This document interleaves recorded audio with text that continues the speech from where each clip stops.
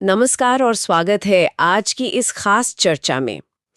आज हम एक ऐसे पर्व पर बात करने वाले हैं जो शायद आजकल शहरों में उतना सुनने में ना आता हो, पर जिसका सांस्कृतिक और भावनात्मक जुड़ाव बहुत गहरा है।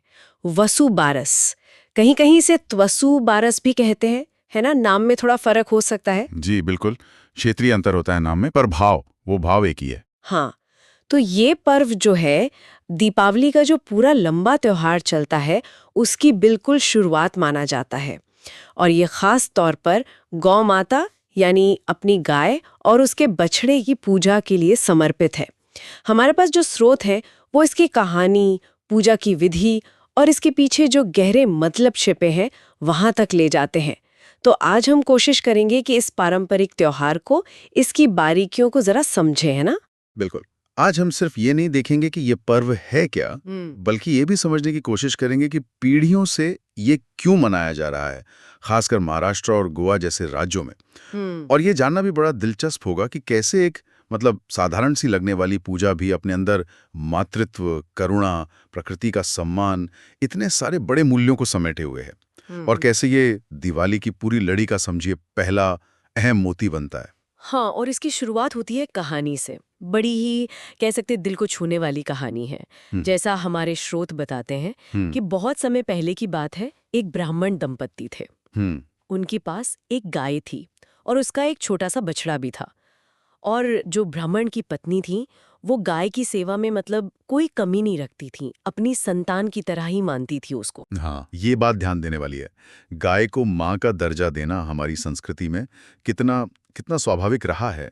वो सिर्फ एक पशु नहीं, बल्कि जैसे परिवार का सदस्य हो, पोषण का स्रोत। तो उस महिला का ये जो लगाव था गाय से, ये कहानी का एक बहुत अहम हिस्सा है। बिल्कुल। तो हुआ यूं कि एक दिन अचानक उनके घर कुछ मेहमान आ गए। अच्छा। अब पुरानी मान्यताएं तो हैं ही, अतिथि देवो भव। मेहमान तो भगवान का रूप है, उनका सत्कार करना तो परम धर्म है। हम्म, पर मुश्किल ये थी कि उस दिन ब्राह्मण के घर में खाने पीने को कुछ खास था नहीं। हम्म, अन्न या सब्जी कुछ उपलब्ध नहीं था। ये उस समय के समाज की एक झलक भी देता है, जहाँ शायद संसाधन कम होते थे, पर ये जो सामाजिक और धार्मिक कर्तव्य थे, ये बहुत महत्वपूर्ण थे। तो ब्राह्मण जरा चिंता में पड़ गए।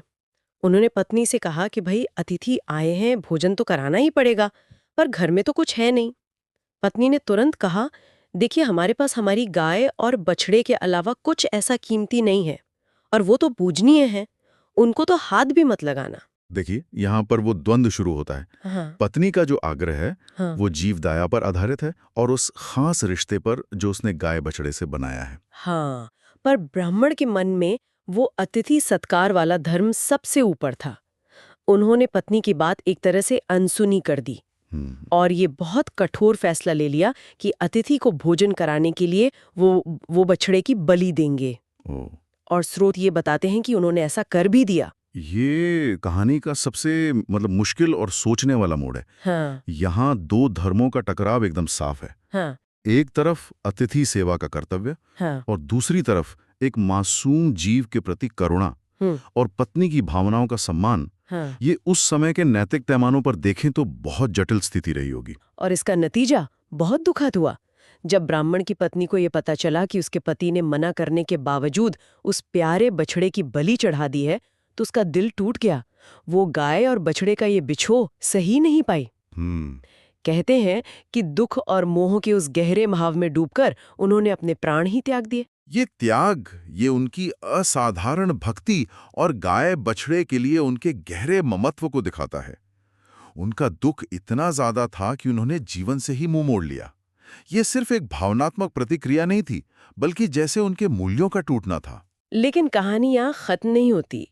मान्यताओं के अनुसार जब वो स्त्री स्वर्ग पहुंची, तो देवी देवताओं ने उनकी ये जो गाय के प्रति इतनी गहरी, इतनी निस्वार्थ भक्ति थी, प्रेम था, उसको देखा और वो उनकी निष्ठा से बहुत प्रसन्न हुए। हाँ, और यहीं से पर्व की नींव पड़ती है।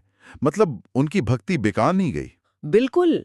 देवताओं ने उन्हें वरदान दिया, कहा कि भविष्य में धरती पर जो भी स्त्री इस खास तिथि को यानी वसुबारस के दिन श्रद्धा से गाय और उसके बछड़े की पूजा करेगी, उसे सुख, शांति, समृद्धि और अच्छी लंबी उम्र वाली संतान का आशीर्वाद मिलेगा। अच्छा। और तभी से ये दिन वसुबारस या थ्वसुबारस के नाम से गौमाता और बछड़े की पूजा के लिए समर्पित हो गया। तो ये कहानी हमें कई बातें बताती है। ये सिर्फ पर्व की उत्पत्ति नहीं समझाती, बल्कि देखिए, नारी की भक्ति की शक्ति क्या है, मातृत्व का भाव कितना बड़ा है, चाहे वो इंसान के बच्चे के लिए हो या पशु के लिए। और हमारी संस्कृति में गाय का जो पूजनीय स्थान है उसको भी रेखांकित करती है। और ये जो वरदान वाला पहलू है, ये इसे एक फलदायी व्रत या अनुष्ठान बना देता है। इससे लोगों की आस्था और मजबूत होती है।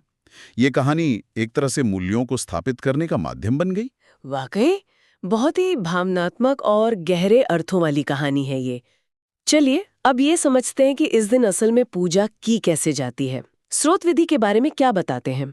हाँ, विधि पर आते हैं।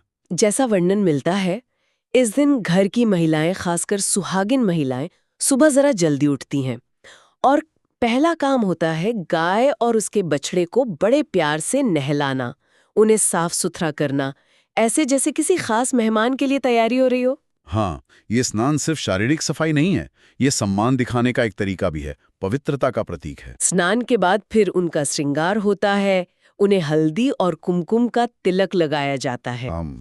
हल्दी तो शुभ है ही, आरोग्य भी देती है। कुमकुम सौभाग्य का प्रतीक है। फिर उन्हें ताजे फूलों की माला पहनाई जाती है।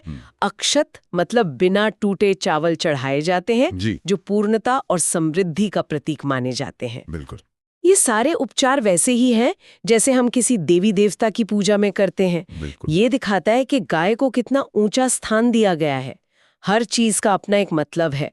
रंग, फूल, अनाज सब मिलकर श्रद्धा और सम्मान का भाव दिखाते हैं। फिर आता है उन्हें भोजन कराने का समय। पूजा सिर्फ प्रतीकात्मक नहीं है, व्यवहारिक भी है। गाय और बछड़े को अच्छा पौष्टिक खाना दिया जाता है, ताजी हरी घास, गुड़, जो उन्हें ऊर्जा देता है। और अक्सर रात भर भिगोए हुए गेहूं या चने भी दिए जाते हैं। वो पचने में आसान और सेहतमंद माने जाते हैं। ये पहलू महत्वपूर्ण है। ये सिर्फ मांगने की पूजा नहीं, ये देने की भी पूजा है जी। ये एक तरह से कृतज्ञता दिखाने का तरीका है उन सब चीजों के लिए जो गाय हमें देती है ना, दूध, खेती में मदद वगैरह।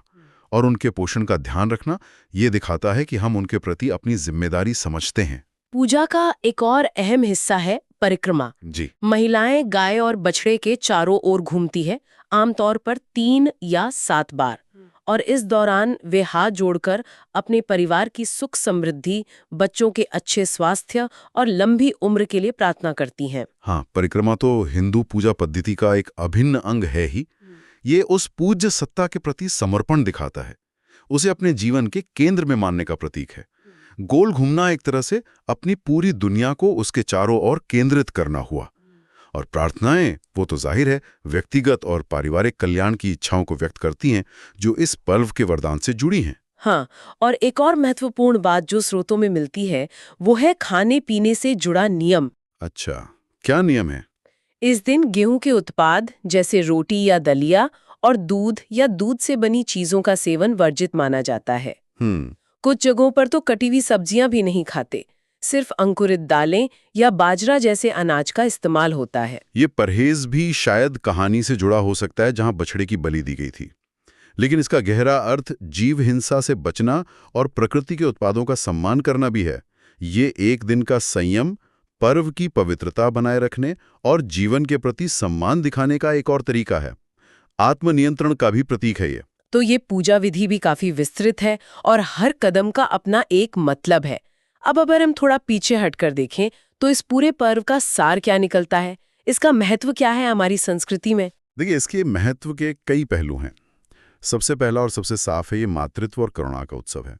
गाय को गौ माता कहना सिर्फ एक कहावत नहीं है, ये उस गहरे सम्मान और भावनात्मक जुड़ाव को दिखाता है जो भारतीय संस्कृति में पोषण देने वाले के प्रति हमेशा से रहा है। गाय पारंपरिक रूप से सिर्फ दूध ही नहीं देती थी, बल्कि वो धन का प्रतीक थी, क्योंकि कृषि समाज में पशुधन ही संपत्ति थी।